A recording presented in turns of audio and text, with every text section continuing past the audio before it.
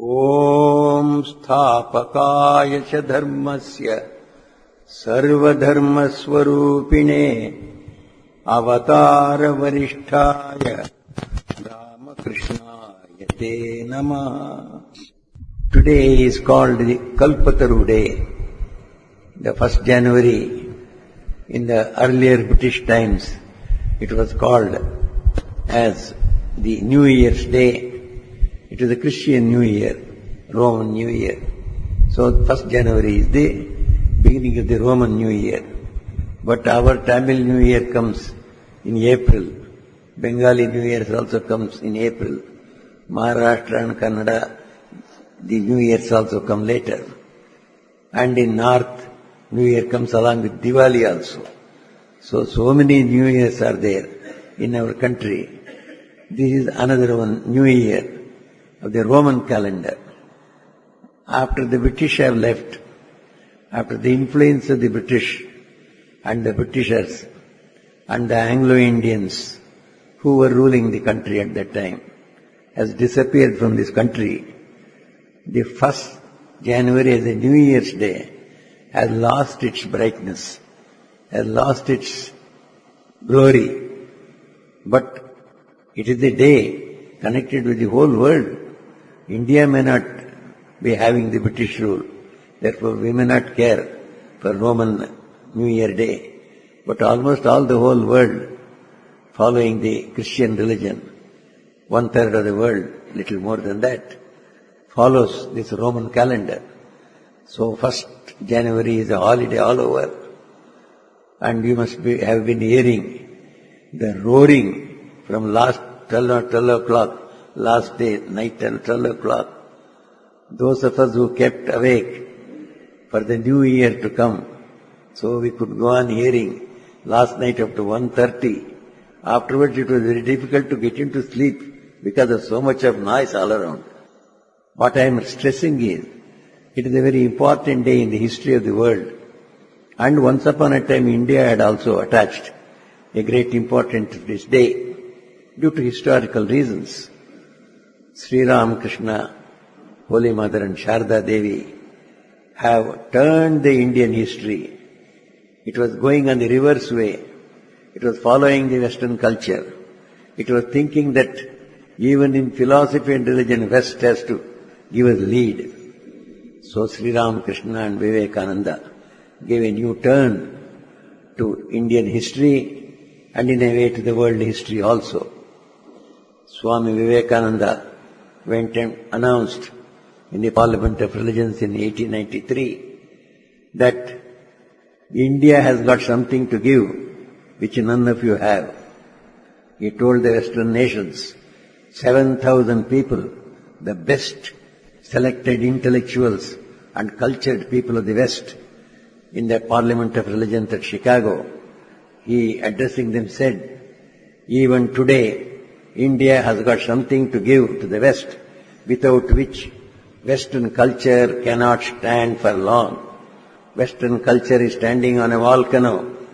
If the Western culture, which is now decadent, has to hold itself and survive this decadence and continue its existence, it has to listen to India's spiritual message. And this message can be given by only India, nothing else, no other country, he said. See the tremendous self-confidence the Swami had, not only in himself, in his countrymen. He had so much faith in his countrymen.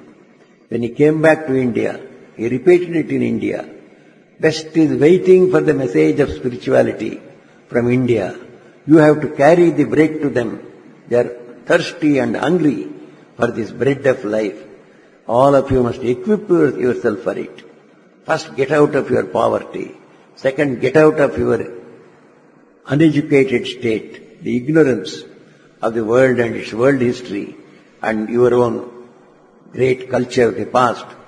Equip yourself with these two. Get out of the poverty, get out of ignorance. And your spirituality is already there. He called every child in India as a child of the rishis of the Vedas. All of you are children of rishis. We had hundreds of rishis in the past, Swamiji said. We shall have them in thousands in future, he said. And every one of you must become the rishis. I tell you, this is going to happen. This is the words of Vivekananda. This is going to happen. Thousands of rishis will come out from you.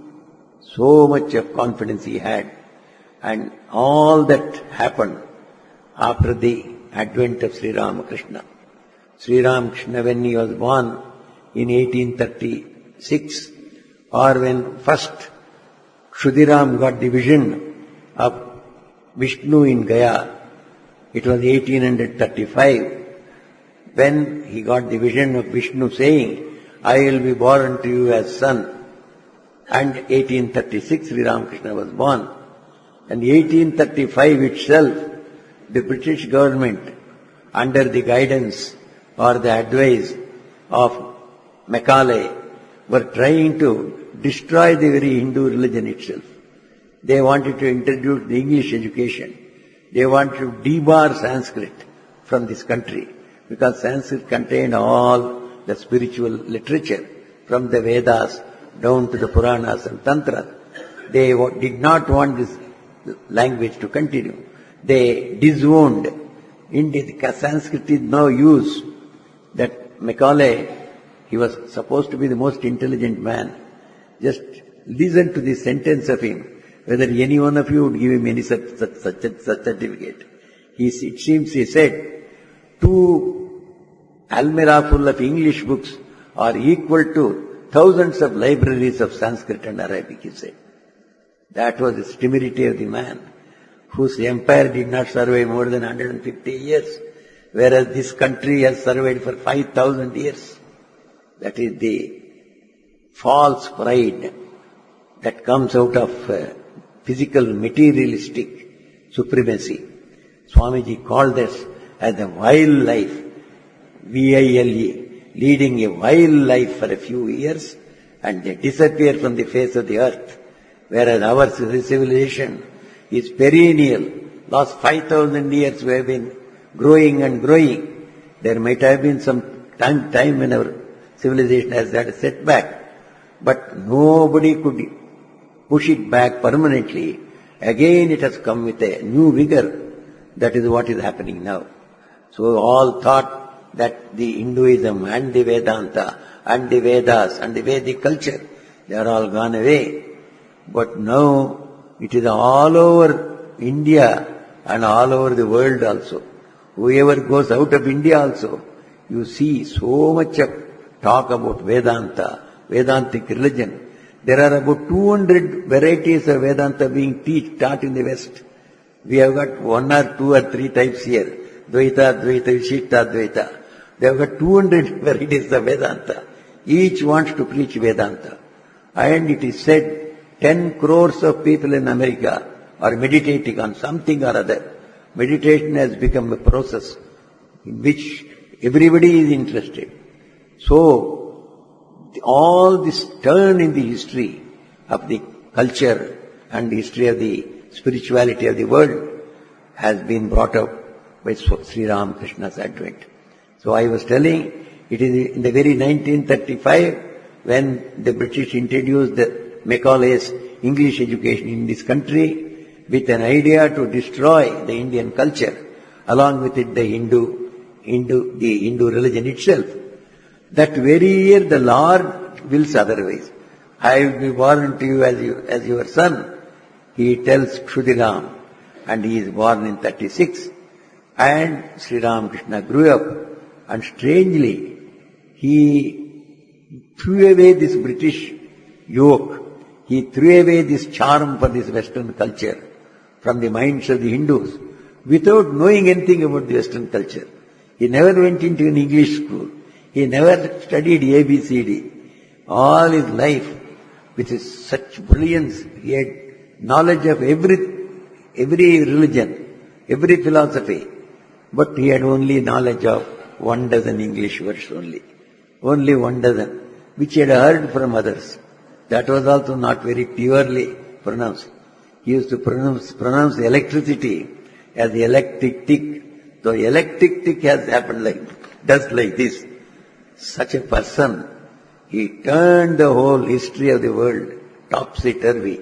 That which was boasting itself as the highest culture, he showed it. This is the lowest culture. And what you call as the lowest culture, the Vedanta culture, that is the topmost culture.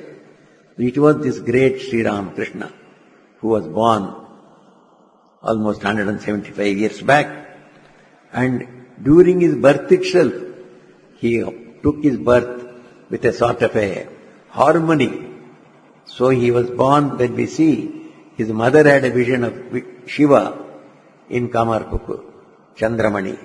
And his father, Shudiram, had a vision of Vishnu in Gaya. Vishnu is considered as the god of bhaktas. And Shiva is considered as the god of sannyasis, jnanis. Shiva represents the highest jnana. Vishnu represents the highest bhakti. And Sri Ramakrishna is a combination of both. Because mother has got the vision of Shiva and father has got the vision of Vishnu. So he is born as a harmony of jnana and bhakti. And jnana is reason. Bhakti starts with faith.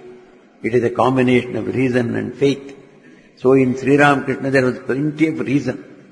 And at the same time, he never lost the faith in God, faith in his own self, faith in the Vedas, faith in the Gurus, faith in the great message of our masters, the Rishis. So he had both faith and reason. He showed that you can be reasonable, go to the extreme, but there is a certain limit beyond which the reason cannot go. You have to take to faith at that time. What faith in what? That which is beyond the reason. There are so many things which you may not reason. Suppose I ask you, what is the reason that you are so happy with the music of M.S. Subbulakshmi? What reason can you give? I feel happy, Swami. Now why do you feel happy? I don't know. If you hear M.S. Subbulakshmi, you feel happy. Or if you feel Bhimsen Joshi, you feel happy. There are things that are there. It is true that you are feeling the happiness. Why it is, you cannot explain. Does that not mean because you are unable to reason that sweetness of music is not there? Joy of music is not there. Similarly, the spiritual joy is beyond reason. It is not unreasonable. It is not beyond, it is not irrational. Go as far as you can. But your reason cannot take you there. You are unable to go. So, you have to take to faith. When Sri Ramakrishna says, the joy of God is million times more than the highest joy that we enjoy in this world. When he says, there is no way of reasoning it out. It is the experience. Here is a person who is telling you this. And he has never told a lie in his life. He had no necessity to tell a lie in his life. Why should you disbelieve him? Faith, there is the necessity of faith there. Today's world requires it. We want reason because we want to be scientific.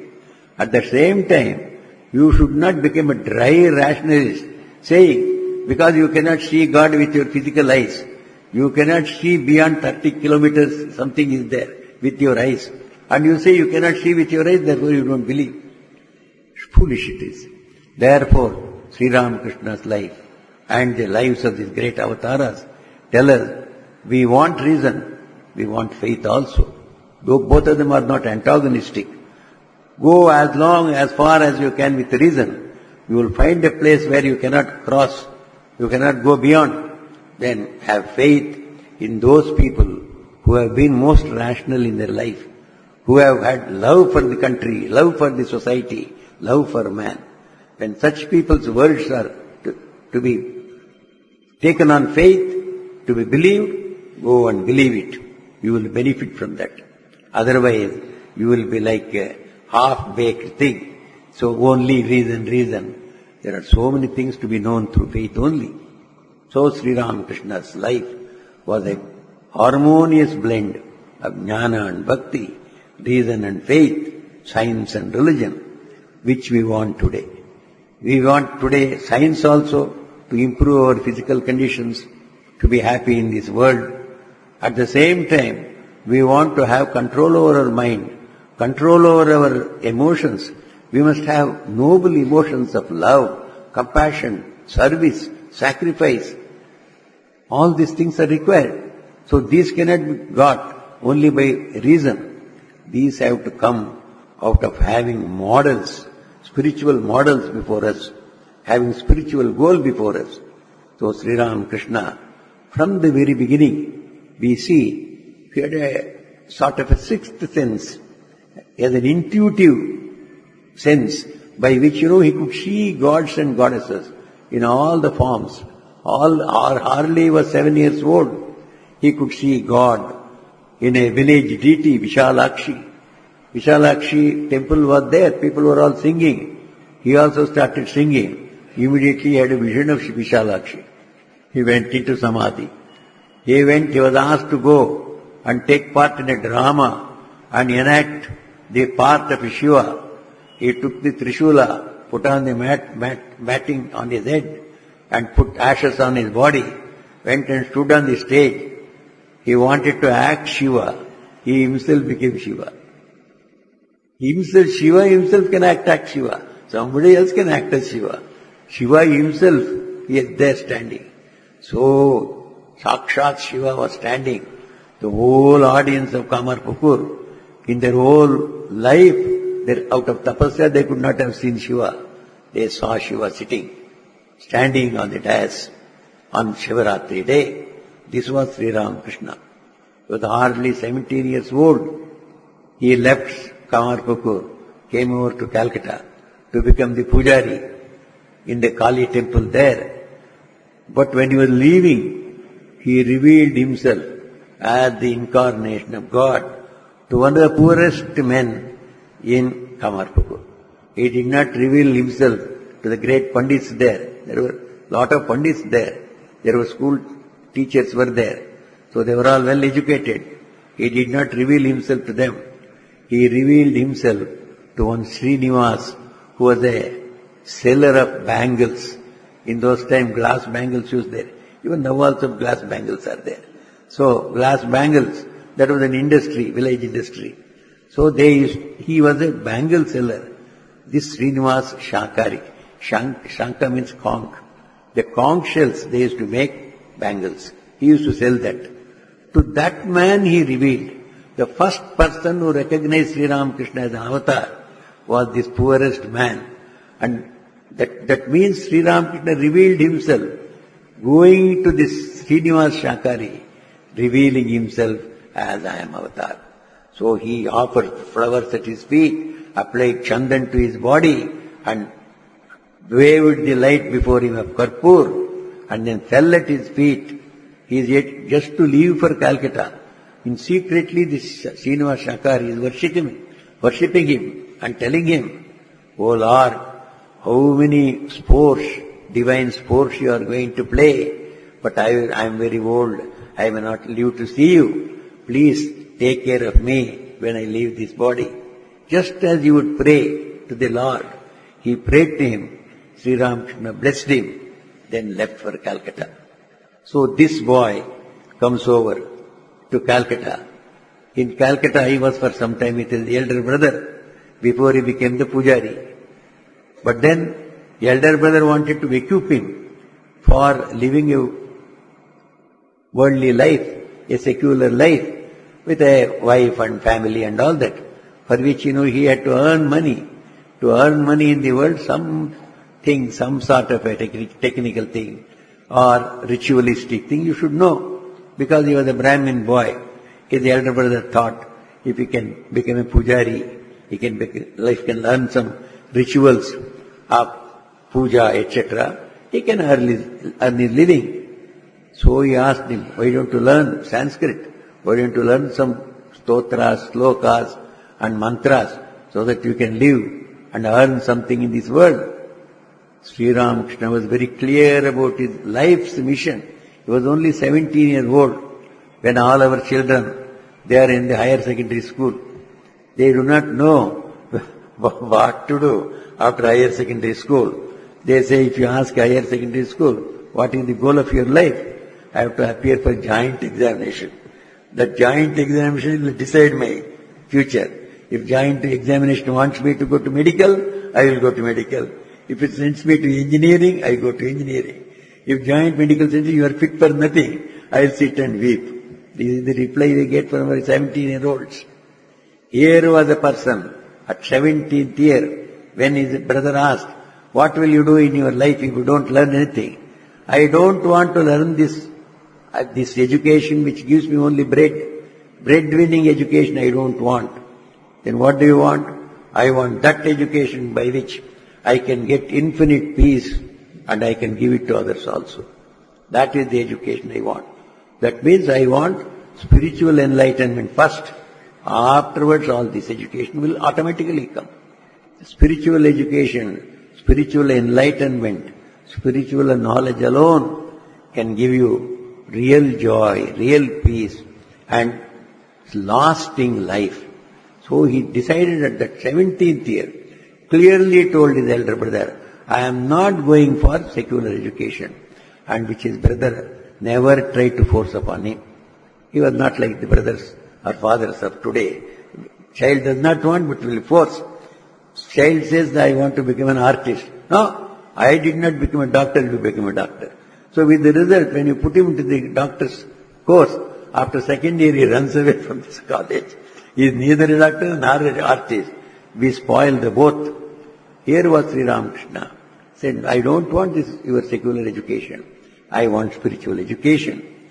So he became the pujari. All of you know. Then as a pujari, fantastic, he was hardly 19 years when he started puja. By the time he ended he gave up the profession of pujari. It was hardly another 12 years over. It was hardly 30 years. By that time we had seen Mother Kali as the infinite Brahma Shakti. He had seen Mother Kali as Brahman himself. He used to say, whom you call as Brahman, I call Kali. Kali and Brahman are the same. So on one side of a coin is Kali, another side of the coin is Brahman. Brahman is the attributeless God and Kali is attributeful God.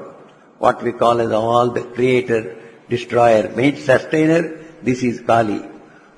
About whom we cannot tell anything. It is only Brahman, without any creation, without any maintenance, without any destruction.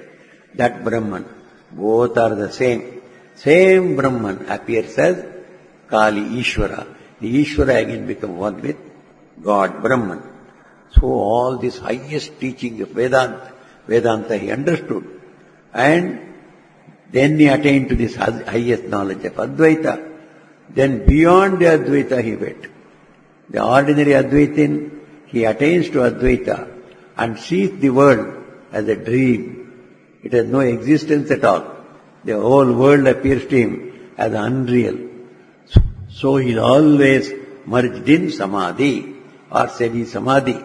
That is how Tautapuri was. That is how so many other jnanis of the olden time were. Sri Ramakrishna did not belong to that class. He remained in Samadhi for 6 full months. Tautapuri himself got frightened whether this man will survive. Then somehow he survived. After 6 months, another 5 months Tautapuri stayed. After 11 months, this Tautapuri, who would not stay for more than 3 days in a place, could not leave Sri Ramakrishna for 11 months. Whenever he would say, I would go, no, you cannot go until I get the highest experience of Samadhi. Highest experience of Samadhi, usually 3 days, 4 days, or 3 weeks or 4 weeks. Here is a person for 6 months he is in Samadhi. Then Tautapuri looking at him, when he gets into Samadhi, at the very first imparting of the mantra, he goes into Samadhi and for 3 days he does not come down at all. Then Tautapuri says, I was a young boy of 5 years when I came to my Guru. Tautapuri was not an ordinary man. At 5th year he became a sannyasi. He came to his Guru and my Guru initiated me into sannyasa and I had to practice 40 years to attain this Samadhi. Here I tell the mantra and immediately he goes in Samadhi. For 3 days he is merged in Samadhi. Kya Devi Maya. What is the play of the infinite Lord? What is this I am seeing, which I have never seen? Nobody has seen this Abhuta Purva, that which never has been seen. I am seeing here in the Sri Ramakrishna. He became in a way converted as a disciple to Sri Ramakrishna. At the time when Totapur left, in fact he begged Sri Ramakrishna, please allow me to go away from here. 11 months I have been staying here, whereas I should have stayed only 3 days. Please allow me to go. Then Sri Ramakrishna permits him. He goes away. That was the supreme. What did actually Sri Ramakrishna become after the 6 months of being in Samadhi? He himself says, when I opened my eyes, then mother gave me an order. You stay in Bhavamukha. You stay in Bhavamukha means that is an order by the mother. When a man goes into Samadhi, he loses the last trace of ego. When there is ego, no ego at all, what will sustain this body and the mind? All of us are aware that we are somebody. That is how we are aware of our body and mind. When we forget we are somebody, we are not aware of the body itself and the world. So when we go into, say, swoon, we fall in a swoon, we forget who we are. So we forget our body, we forget the world also. So if this ego is not there, there can be no world, there can be no existence for ourselves. So the last trace of ego has been destroyed in Samadhi. What will make him stand as Sri Ramakrishna? How can he say that I am Sri Ramakrishna, I am the Guru? He cannot say anything. So this ego has to be created again. But that ego has been destroyed once and for all. That is the will of the mother. Mother said, stay in Bhavamukha means I am creating a new ego for you. That ego is not like any other's ego. This is Shuddha Sattva, Ashuddha Sattva ego of the incarnations. It is not like the Sattva, Rajas, Tamas. One of them is Sattva. And Rajas and Tamas are mixed with it. No. Fully absolute Shuddha Sattva. Out of that Sattva, this ego comes. Created by mother for her own purpose. So this new ego, he comes. This new ego is equivalent to Brahman itself. That is why even if we see him as a man, he is the Brahman himself. If Brahman says, let the world be destroyed, in that very moment the whole world will be destroyed. That is the power of this incarnation also. If he says, let the world go, the whole world will go. All the powers he holds. He holds the reins of every being in this world, just as Brahman does, Ishvara does. So he sees God. When he is in Samadhi, he sees God in everything that he sees before. This Swami Sri Ramakrishna said is the state of Vijnana. Not Vijnana, Bhautika Vijnana, physical sciences. This is spiritual science, spiritual Vijnana. So this spiritual Vijnana Sri Ramakrishna meant was not the old Advaita, where you see everywhere God, but this manifested world you see as dream. Whereas Sri Ramakrishna said, the world that you see inside Samadhi is also true. The world that you see with your eyes, 5 senses also, as a Vijnani, he reveals to the same Brahman.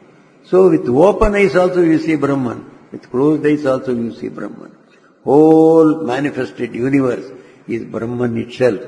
He used to say, the Jivas and the 24 cosmic principles, which has become the whole external world, all this is God alone. I see it like that. Everywhere it is God alone. Everything it is God alone. In this vision, he lived all his life. When he reached this state, then he started feeling for the others people. I have attained to this highest joy. I must distribute it to others. Where are these others who are ready to take this one? He used to go on to the top of the building where Mathur Babu used to stay. It is a 3-storied building. He would climb up in the night. He would shout, looking at Calcutta, "Oh, my disciples, where are you? Please come. I want to share this knowledge with you." Never did a mother cry for her child. He himself says, never did a mother cry for her child so much as I cried for my disciples to come, my devotees to come. Why did he cry for disciples to come? Mother has showed him many students, many shishyas will come, disciples will come. We have to teach them all. Mother has told, he has faith in the mother. So he goes and, mother has told that you will come. Where are you hiding? Come. Then they started coming one after another. So he started teaching them what he came to teach to this world. To this world, Sri Ramakrishna came not to teach science or philosophy or technology or money-making ways. He came to teach how to live a life in this world so that you will be as much happiness, you get as much happiness as is possible in this world. At the same time, you will progress in your spiritual life also, so that by the time you come to the end of your life, you will have enjoyed this world also to the maximum, giving others also enjoyment from your life, and enjoying it yourself also, and by leaving this world, you will leave with the full knowledge that you are going back to your own father, your own mother, who is God. These both things we must achieve in this life. Sri Ramakrishna came to give this. So this one, he started teaching. So he taught service to man is service to God. Because everything is God only. God himself is filling the whole universe. In man, he manifests in the best way. Maximum light comes out of this man. Though the electricity is there, it is in the night bulb also. Only dim like that. It cannot reveal anything. Whereas the torch searchlight is there. Searchlight can reveal even the stars in the sky. So these two are both of them are electricity. Manifestation is different. Similarly, Sri Ramakrishna said that in man, God manifests most. Therefore, man can be considered as a temple of God. Service to man is service to God. So, serve man in every way. Man as your child, as your husband, as your wife, as your relatives, friends, as anything, whomsoever you serve. Don't think you are serving a human being. Think that you are worshipping God in that human being. Then he also said, the goal of life is what? Not money making as we say today. He said, the goal of life to realize that we are the children of God. We are not born, therefore we never die as Atman. As spiritual beings, we never were born and therefore we never die. We are immortal. When we are immortal, we will feel that we are one with God. God is always with us, we are with Him. So when we feel this, you have no fear in this life, you have no fear of death. You are always in infinite joy. So he said, the goal of life is to realize yourself as a spiritual child of God, and that you are immortal, that you are endowed with infinite joy, infinite knowledge, infinite power, infinite love, infinite life. You have nothing to aspire for. You are a born king. Each one of us is a child of the emperor of the world. We are children of God. Means we are all children of the emperor of the world. We should not live like beggars. We don't want anything from this world, we should be able to say. That means then we have understood that we are the children of the emperor. When you are running behind for the ordinary things of the world, you are a beggar only. So, Sri Ramakrishna came to make us all the children of the supreme emperor of this world. So you must get this knowledge. We are spiritual, we are part and parcel of God. We are in this world as per His desire. So we are acting some part that has been given to us. Play it with as much happiness as possible, with as much perfection as possible. You are put as a householder. Be a perfect householder. You are put into the world as a sannyasi. Live as a perfect sannyasi. So, how can you do that? Think that whether to be a sannyasi or to be a householder, to be a beggar, to be a king, all mean the same in a drama. In a drama, everybody is paid the same thing. Nobody is given more. if he has taken the Raja's part and another part who has taken the servant's part, he will not get less. Equal salary is given. Only on this stage, one looks lower, another looks higher. At that time, that player will never feel that I am inferior or superior. Only we in the audience, we mistake. Oh, he is a king. He is a servant. For them, a man who knows I am acting drama, servant is the same and king also is the same. Sri Ramakrishna wanted us to realize this truth. World is a drama. I am playing this one. I am sending you into this world with different parts. Play your part well, that is enough. What part you play, it doesn't matter. I will be pleased with whatever part you play. So if you know this one, the world becomes a playground where there is no place for joylessness. It is all joy. Even when you get defeated in a game, it is not a defeat. As you have lost your wealth in a bank, you don't lose anything if you get scored against. If somebody scores 4 goals against you, you are not going to lose your bank balance. You don't weep. No player weeps. Even to lose in a game, playing well, is a joy. World becomes a play of joy. This is what Sri Ramakrishna came to teach. And then, when he was teaching, hundreds of people came to him. So many people got so much attached to him, they could not live without him. So he just went on teaching from especially the last part of his life, between his 45th year and 50th year. So in 1885, so it was in Shampukur. So he had got throat trouble at that time. In Shampukur one day, Kali Puja came. Then all people, he instructed the devotees, you make all arrangements for Kali Puja. As if he is going to do the puja. He did not say, you make arrangement for the Kali Puja. And then the 8 o'clock, night 8 o'clock, night at 9 o'clock, all the arrangements have been made. Flowers are there, fruits are there, and Ganga Pani is there. Everything is there. Sri Ramakrishna has gone into Samadhi. He is simply keeping quiet. Then Girish Chandra Ghosh was there, Niranjanananda Swami was there, other direct disciples, some of them were there. Many disciples were there. They did not know, he did not tell us what to do, whether to bring another pujari to get the thing done, or whether any one of us should do puja. And if we have to do puja, where is the murti? There is no emblem at all. There is no emblem of Kali. Suddenly, this Girish Ghosh got a flash. So he got an inspiration. He said, oh, when he has asked her to do puja and make all the arrangements here, and he is himself sitting before us in Samadhi, he wants us to do puja of Kali in himself. So all of them took the flowers, each one of them. Jai Mother, Jai Mother, Jai Mother, they started offering at his feet. And Sri Ramakrishna stood like Kali herself, with one hand Abhaya Hasta and Varada Hasta. So one hand showing like this, another hand showing this, Abhaya. Just stood like Kali. Everybody felt he is Kali himself. Then it went on for some time. Then he came down.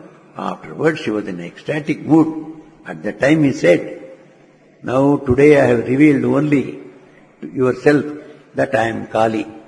But I am going to reveal myself in a much intenser way, which will make everybody believe that it was the Lord himself that has come in this form. That means before I leave this world, I will make everything public, that it was Lord who came as Sri Ramakrishna in this world to redeem all the people who are in distress. So I am going to do that. And that day came on the 1st January of 1886. 1886, 1st January, it was at 3 p.m. Suddenly he was in the Kasipur garden. You have heard, those of you who have understood Tamil. So our Swami has told you the whole story. It was the 1886, January 1st. Sri Ramakrishna was resting for last 20 days in that bungalow. He was affected with the throat cancer. He would not come out of the room at all. All the devotees had been told not to disturb him. So they would come outside, they would sit under a mango tree and just talk about him. look at the building in which he was there inside. They could not see him. He was lying down. And then they would, after 3-4 hours, they would go away.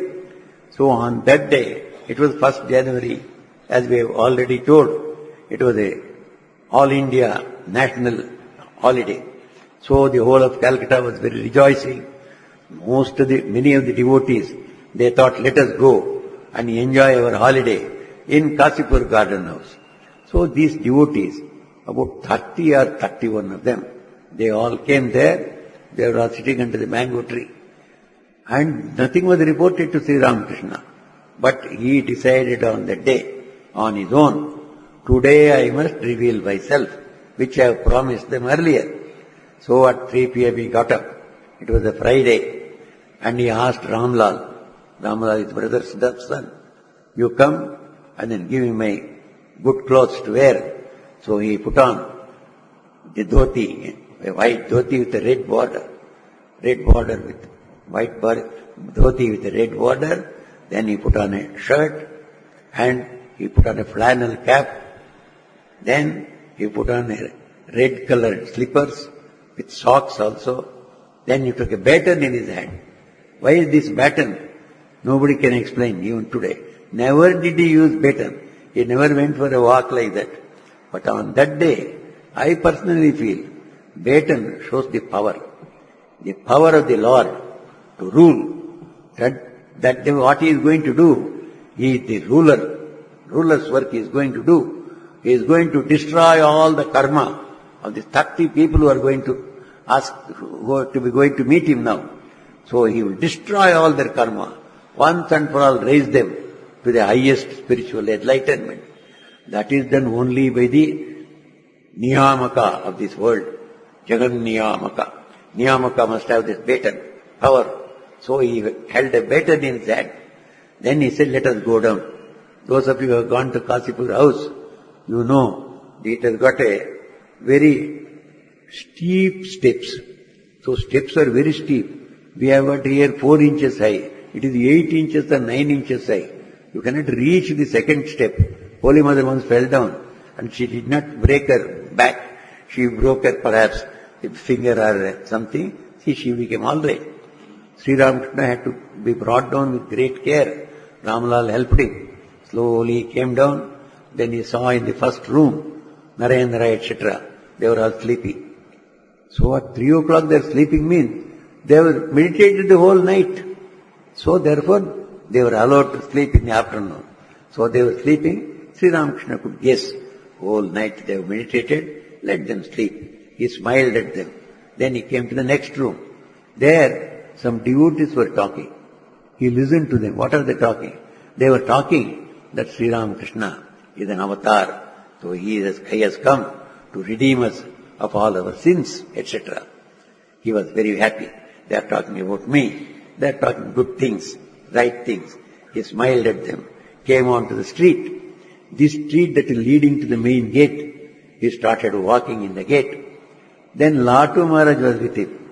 Latu Maharaj, when he found some another 1 or 2 devotees were with him, he ran away into the house to do some work, which he could do only when Sri Ramakrishna was not there, like cleaning his bed and arranging his room and all that. So only Sri Ramakrishna, with 1 or 2 devotees, he went walking down near the gate. Half the distance where this mango tree was there, these 30 people are sitting there. Many important devotees are there. Vaikuntanath Sanyal was there. Then there is Girish Chandra Ghosh was there. This Girish Chandra Ghosh, as soon as he saw, Sri Ramakrishna got highly encouraged. So he went straight to Girish Ghosh and then said, Girish Ghosh, it seems you are telling that I am an avatar and I have come here to redeem the sins of all others. I am a Patita Pavana, redeemer of the sinners. All these things are telling. What have you seen in me that you are proclaiming like that? He challenged Girish Chandra Ghosh. If any other person had been challenged like that, sir, I have done a very great wrong thing, please excuse me, they would have fallen at defeat. But Girish was not made of that stuff. He came straight, nonchalantly. He kneeled before Sri Ramakrishna. And then he lifted his both hands and lifted his head up. Sri Ramakrishna is standing and Girish was kneeling before him. with both hands clasped in salutation. Lord, what can this wretched person speak about you, about whom Valmiki tried to explain you in the Ramayana? He's failed. And in Mahabharata, the Vyasa tried to describe you. He also failed. When Vyasa and Valmiki have failed, what can this wretched person do it? As he was telling with great emotion, he was himself shedding tears. Sri Ramakrishna went into ecstasy.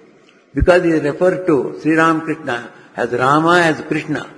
And he is the very Rama and Krishna who has come here. He went into the real state of Rama, Krishna, the Parabrahman. Went into highest ecstasy. Who is the Paramatma himself? He found himself as the Paramatma, the Lord himself of the whole universe. Immediately he blessed them. What shall I say? May you all be awakened spiritually.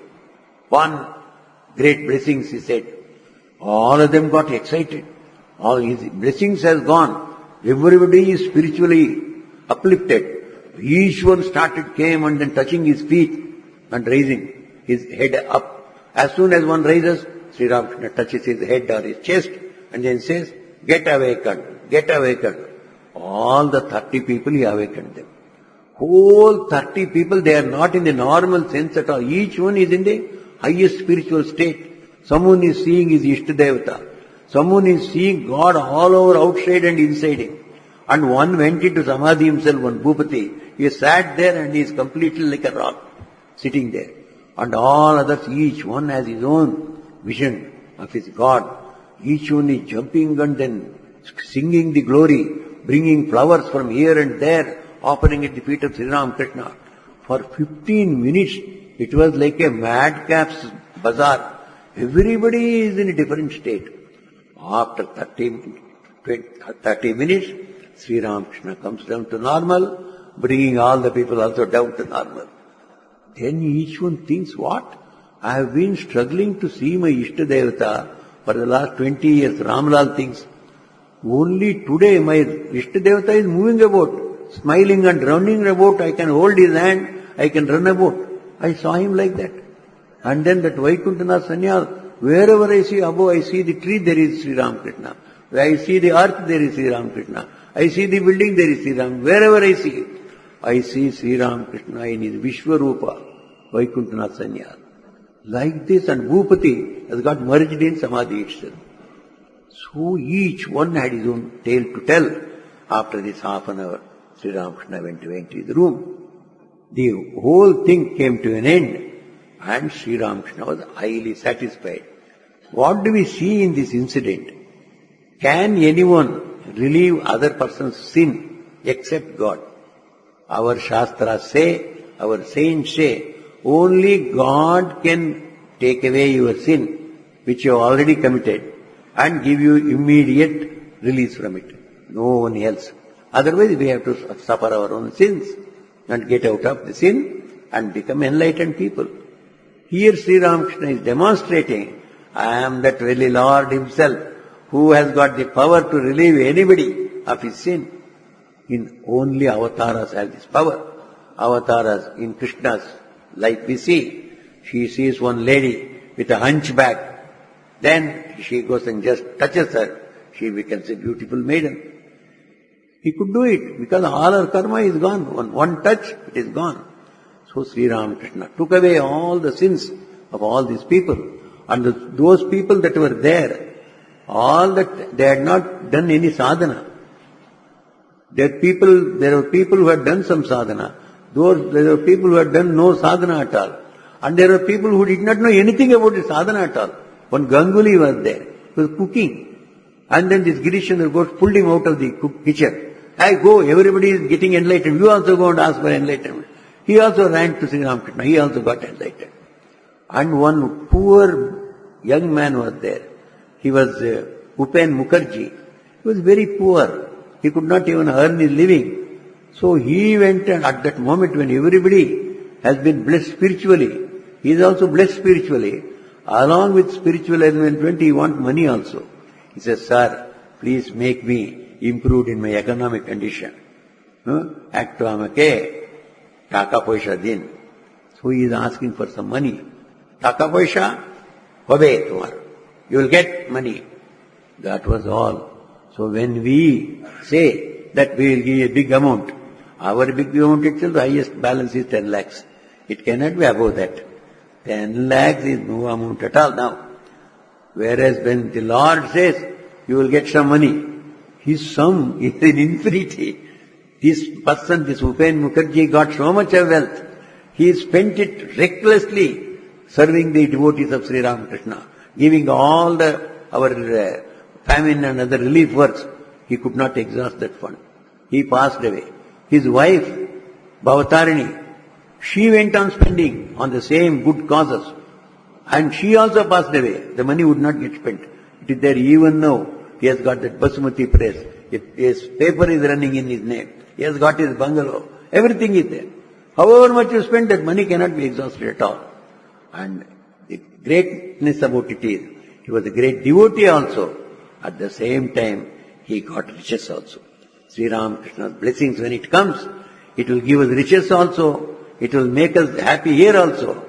It will make us happy in the spiritual world also. Both Abhyudaya and Nishrayasa we will get. This is what we understand from this Kalpataru day. If we go to Sri Ramakrishna, he will give us all that is best in this life and all that is best in the spiritual life also. Both are vouchsafed to us when you go to Sri Ramakrishna. This is the demonstration of that he is the highest Godhead, highest Brahman that has come to this world with the greatest compassion that has ever been seen. So much of compassion. When he came down from his room, from the first floor, did anybody invite him to come? Nobody invited. Neither Ramlal said, will you please go out? Nobody. It was 3 o'clock, it was not evening walk time also. It was a sunny time. So, he was inside the room. All of his own, he comes. And all these helpless people sitting under the mango tree, they also do not know that he is coming. Only when he came, all were taken by surprise. This is the greatness of Sri Ramakrishna. He can come to us without our asking. We may not even know. So all of us who are thinking, no, we know Sri Ramakrishna, we are doing japa, he will come, he will not come. Those people who never know him at all, we don't know anything about Ramakrishna, he will go to them. Such is the compassionate Lord. So this great Lord has come to us. He has given us all shelter here on this famous day, where he enacted this small drama, spiritual drama, so that all our eyes can open and we can see the glory of this avatara. He is an incarnation. He has come here to redeem every one of us, whether we are advanced in spiritual life or not advanced, whether we are in the spiritual life at all or we have never tread the path at all. Nothing will happen. Nothing we need worry. We only have to turn our heads to him. O Lord, you have redeemed so many people, so you please redeem me also. So with a simple prayer, we can take refuge under him and get the best of this world and best of the spiritual world also. On this sacred day of Kalpataru day, we remember this day as the day of giving fearlessness to the jivas. Sri Ramakrishna became the God who gave us fearlessness to the jivas. Don't have any fear in the world. Don't have any fear about the spiritual world also. Both the worlds are there with me, under me. I bless you in both the worlds. Be happy here, you will be happy in the other world also. We have his bountiful blessings today. We have only to remember and feel happy that we are under his care. So may Sri Ramakrishna, Holy Mother and Vivekananda bless us all.